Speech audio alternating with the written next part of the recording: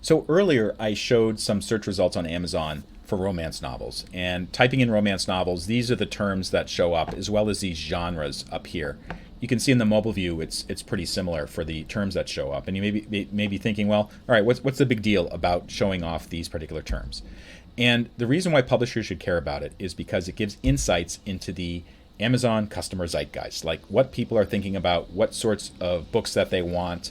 And this has value to you as a publisher. So first of all, those particular terms, they show intent to buy. People who are using those terms, they're looking for a book to read and a book to buy.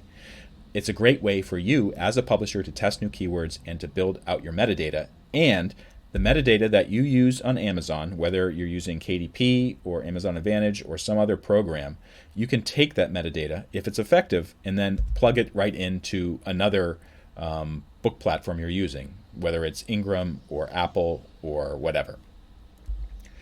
So I want to show you an example of a book launch that went badly because the publisher made some incorrect assumptions about what people wanted. So here's the concept for the book. Let's make a book for people who want to learn about spreadsheets. And even better, this book will not only talk about Excel, it will also talk about a competing product called Google Sheets. Okay, so that's differentiating from the rest of the books about spreadsheets, which are usually just about Excel.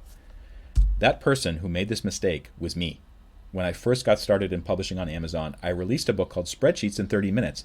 And I thought this was a brilliant idea because it would cover everything about spreadsheets, not just Excel, but also Google Sheets. And it would teach you about concepts and things like that. The book flopped as soon as I released it. And at first I didn't realize what was going on. But then as I did some research, I understood that people weren't looking for spreadsheets. They're not using Amazon search and typing in spreadsheets. They're typing in Excel or they're typing in Google Sheets. So what I did is I unpublished that book. I basically repackaged the book. I didn't make any changes really to the interior. I just changed the title and the subtitle. Excel Basics in 30 Minutes, The Beginner's Guide to Excel 2016, Excel Online, and Google Sheets. Okay, so I used the terms that people were searching for and the book was about.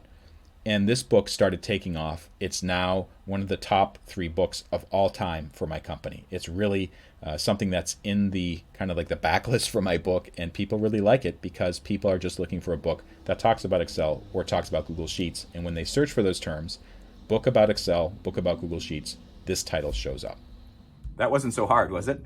There are many more videos in the totally free Amazon Masterclass. They're totally free. You don't have to pay anything. There's no gimmick or anything like that. So watch them at your leisure, skip around, and also be sure to like it if it helps you out. Thank you so much for watching.